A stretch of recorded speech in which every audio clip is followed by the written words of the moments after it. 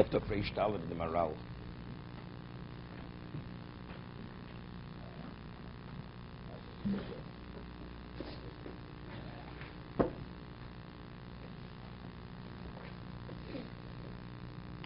He says like this, is something phenomenal. He says, "There's ein lucha ben chorin rak osik Torah." Who's the true free man? The one who engages in Torah study at that special level. Ki afa melech shu ben chorin. What about the king? There's no one freer than the king. Right? He has subjects. His subjects are bound to him. Who's he bound to? He's bound to no one. The king. So ki afa melech shu ben chorin lo nikra ben chorin be'erech mishosik Torah. Even the king, who's the true, he's the free man, he's not as free as the person who engages in Torah study. We're talking about a person who's osik Torah. Any king, a non-Jewish king. If we're saying Ben Chorin means you're free, your physical desires don't dictate your life. So, you could rule the world. Look, Esav said, what did Esav say when Yaakov wanted to give him the gift? I almost have it all. What do you mean? You don't know how much he had?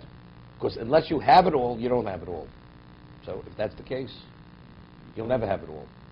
The Gemara says, Chazal say, when a person dies, even 50% of his desires he hasn't fulfilled. At the end of the day, 50% of his desire you haven't fulfilled. Why? But you had so much.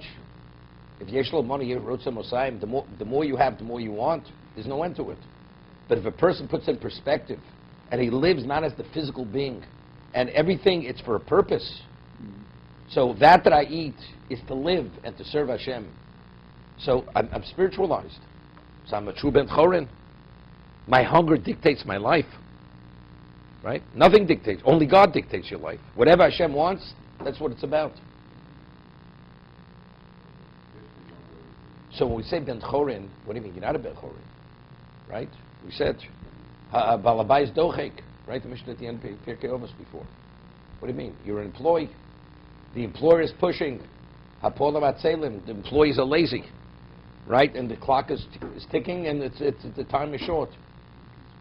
So are you a Ben Chorin? You are a Ben Chorin. You are a Ben Chorin.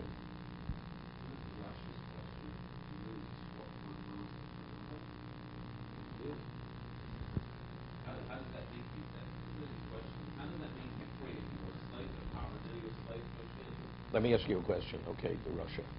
Person works in the salt mines, coal mines, 18 hours a day. He gets a call.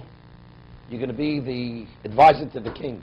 You're on call 24 hours a day, living in the palace, the best quality food, the best quality clothing, everything else. Servants attending to all your needs. So what's the big deal? I was a slave in the salt mine, now I'm a slave of the king. Is that a comparison? Right? That's both in the physical. But that's in the physical. So here where you understand who God is, you may be the subject of God. But if that is what your purpose is, and it's your true purpose, then you're not a slave. Remember, a certain person, this person came originally from Belgium.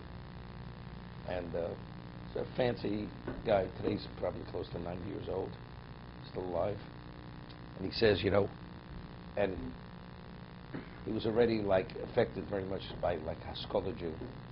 He says, once gave a Dvar Torah, he says, we were servants in Egypt.